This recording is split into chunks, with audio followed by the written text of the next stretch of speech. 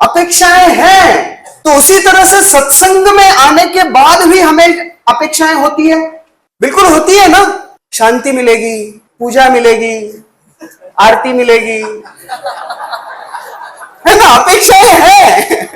हम सत्संग में आ रहे हैं तो ये अपेक्षाएं हैं। तो क्या होता है सत्संग में आने के बाद? भूखे प्यासे परीक्षित महाराज सुखदेव गोस्वामी के सामने बैठे हुए हैं। भागवतम के 18,000 श्लोक है, पहले 3 दिन में 9,000 श्लोक हो गए और 9 स्कंद हो गए, बचे 10, 11, 12। जब 7वां स्कंद कंप्लीट होते आता है तो परीक्षित महाराज बोलते हैं कि आपके मुख से जब मैं ये सुन रहा हूं ना, ये सत्संग जो प्राप्त हो रहा है ना, तो इस सत्संग के कुछ लाभ है, बिना लाभ के हम थोड़ी ना कहीं पे जाएंगे। तो परीक्षित महाराज सुखदेव गोस्वामी जी के सामने बैठे हुए हैं। वो कहते हैं यच्छृण्वतोपैत्य अतिर्वितृष्णा सत्वं च शुद्धत्व अचिरेण पुंसा भक्तिर्हरौ तत्पुरुषे च सख्यम तदेव हारम वदमन्यसे चेत। ध्यान से सुनिए, काम की चीज है। क्या मिलता है सत्संग में आने के बाद?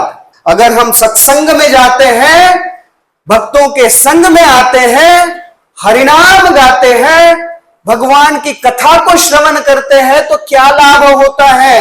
5 लाभ होते हैं। 1 नहीं, 2 नहीं, 3 नहीं, 4 नहीं, 5 लाभ होते हैं, जिसकी व्याख्या परीक्षित महाराज कर रहे हैं। यच्छृण्वतोपैत्य, जब ये हम पूरी तरह से गंभीर होकर सुनते हैं, सत्संग में जाते हैं, तो क्या लाभ प्राप्त होता? पहला, अरतिर, हमें रुचि नहीं है किस चीज की? भगवत नाम की, भगवत कथा की, भगवान के गुणगान की, भगवान के प्रचार की, भगवान के ग्रंथों के अध्ययन करने की रुचि नहीं है हमें। किस किस को रुचि है? कि वो रह ही नहीं पाता नाम लिए बिना। खंड खंड होए देह यदि जाए प्राण तबु अमार वदने ना छाड़ी हरि नाम। हरिदास ठाकुर को मार रहे थे तो बोल रहे कि मार डालो, मेरे हर शरीर के हर तन से हरिनाम ही निकलेगा। ऐसा कोई है जिसको अगर बोला जाए मार जब करेगा ना तो फटके खाएगा? Thank you very much. ऐसा ही कुछ चाह रहा था मैं, कोई कहे किसी के तो कंधे पे बंदूक रख के बोलूं, तो रति नहीं है भगवान का नाम सुनने में, लेने में और कथा सुनने और कहने में। तो ये जो अरति है, ये अरति भाग जाती है हमसे दूर। जैसे ही हम सत्संग में आते हैं, अरति हमसे दूर भागने लगती है और कोई चीज भागने लगती है, वह है दूसरी चीज, दूसरा लाभ, वितृष्णा। परीक्षित महाराज कहते हैं वितृष्णा भी हमसे दूर जाने लगती है। हमें प्यास लगती है ना, हमें चाहिए, पानी चाहिए, जल चाहिए पीने के लिए, खास कर जब निर्जल करते हैं, छोड़ने का समय आता है तब प्रभु हरिनाम कीर्तन करते, पहले जल दो, है ना। निर्जल एकादशी होती है, खासकर अभी जून महीने के आसपास वो आती है। उस दिन जितना भगवान का स्मरण होता है ना, उससे ज्यादा स्मरण पानी का होता है। भक्तों को एक श्लोक बहुत अच्छा लगता है, यानी काणी च पापानी ब्रह्म हत्यादि च। क्यों इसमें पानी आता है? उस दिन लगता है कि अगर आचमन करने बैठू ना, तो वो जो पड़ी रहती है ना दाल चावल सर्व करने की बस वैसी पड़ी हो, उससे जल ले, है ना। 3 बूंद लेने होते हैं तो पात्र बड़ा होना चाहिए, है ना। निर्जल है तो वो जल की प्यास है, तृष्णा है। लेकिन हमें हमारे जीवन में वितृष्णाएं हैं, हमारे इंद्रिय भोग करने की वितृष्णा है हमें, हमारे इंद्रियों को संतुष्ट करने की वितृष्णाएं हैं, इंद्रिय भोग की इच्छाएं हैं, उसे वितृष्णा कहते हैं, सेंस ग्रेटिफिकेशन। फिर हमें स्वर्ग में जाने की इच्छा होती है, योग सिद्धियां प्राप्त करने की इच्छाएं होती है, मुक्ति की इच्छा होती है। ये 4 तरह की वितृष्णाएं हैं। अब ये 4 वितृष्णाएं जो हमें निरंतर तंग करती है, वो हमसे दूर चली जाती है जब हम सत्संग में आते हैं। तो पहली चीज क्या दूर जाती है? अरतिर, अरुचि दूर जाती है ना। सत्संग में आने के बाद नींद बहुत आती है। ऐसे कहते हैं कि इस्कॉन में 2 मंत्र हैं, ओम नमो भगवते वासुदेवाय, बोला कि सबने सोने का, क्योंकि कथा शुरू हो रही है। और उसके बाद उठने का मंत्र कौन सा है, महाप्रसादे गोविंदे, तो सब लोग उठ जाएंगे। निद्रा क्यों आती है, नींद क्यों आती है, पता है आपको? जब प्रभु रामचंद्र जी ने कुंभकर्ण का वध किया, कुंभकर्ण मर गया, और जब कुंभकर्ण का वध हुआ तब कुंभकर्ण की पत्नी, जिसका नाम है निद्रा देवी, वो प्रभु रामचंद्र जी के पास आई, हाथ जोड़े और बोले आपने तो मेरे पति को मार दिया, अब मेरा क्या होगा, मुझे आश्रय कहां मिलेगा? तो राम जी ने कहा कि जहां पर मेरा सत्संग हो रहा है ना, कथा चल रही है, वहां पर तुम्हें आश्रय मिलेगा। तो इसलिए फिर उस कथा में अगर हम कुंभकर्ण की चेतना में रहते हैं तो नींद आती है ना।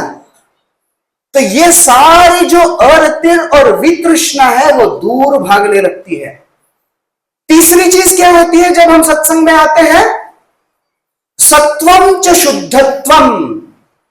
तीसरी चीज प्राप्त होती है, इस संसार में हर कोई 3 गुणों में बंधा हुआ है ना। यहां पर कुछ म्यूजिक बजेगा आदि, थोड़ी देर पहले कुछ संगीत बज रहा था, मृदंग बज रहा था, करताल बज रहा था। मैं जब घर से आ रहा था तो क्रांति चौक में भी बड़ा संगीत बज रहा था, और वो ऐसा संगीत था, रामचंद्र जी कैसे खड़े रहेंगे वहां पर पता नहीं, है ना, डीजे लगाकर अक्सर हमारे हृदय को कंपन देता है। तो संगीत 3 गुणों में है, सत्वगुण में, रजोगुण में, तमोगुण में। वस्त्र 3 गुणों में है, सत्वगुण में, रजोगुण में, तमोगुण में है। हम जो बोलते हैं वो भी 3 गुणों में है, सत्वगुण में, रजोगुण में, तमोगुण में। और अक्सर इस भौतिक जगत में हम कभी तमोगुण में, कभी रजोगुण में ऐसे डोलायमान रहते हैं। थोड़ा सा सत्वगुण कभी कभी आ जाता है, लेकिन अगर सत्संग में आते हैं ना तो सत्वम च शुद्धत्वम, सत्वगुण बढ़ने लगता है, हमारे भीतर सत्वगुण बढ़ने लगेगा, और उस सत्वगुण में स्थित होकर हम भगवान की आराधना कर पाएंगे। ये तीसरा लाभ है सत्संग में आने का। पहला लाभ कौन सा है, और अतिर दूर चली जाएगी। दूसरा लाभ, वितृष्णाएं दूर चली जाएगी। तीसरा लाभ है सत्वगुण की वृद्धि होगी, सत्वगुण बढ़ने लगेगा। फिर चौथा लाभ क्या होता है, परीक्षित महाराज कहते हैं, भक्तिर हरो।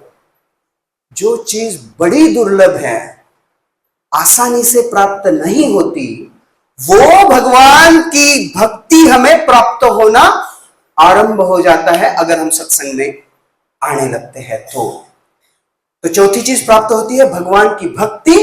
और 5वीं चीज परीक्षित महाराज कहते हैं, तत्पुरुषे च सख्यम। ऐसे सुंदर सुंदर संबंध स्थापित हो जाते हैं, भक्तों के साथ हमारे संबंध स्थापित होने लगते हैं, है ना। इस संसार में जो संबंध है वो ऐसे है कि you scratch my back, I scratch your. मैं आपकी पीठ खुजाऊंगा, आप मेरी खुजाओ। गिव एंड टेक रिलेशनशिप चल रहे हैं संसार में। लेकिन सत्संग में जब हम आने लगते हैं तब वास्तविक रूप में शारीरिक स्तर से उठकर, बुद्धि और अहंकार के स्तर से उठकर आत्मा के स्तर पर, आध्यात्मिक स्तर पर संबंध स्थापित होने लगते हैं। भक्तों के बीच इतने सुंदर संबंध प्रस्थापित होने लगते हैं। ये लाभ है सत्संग का।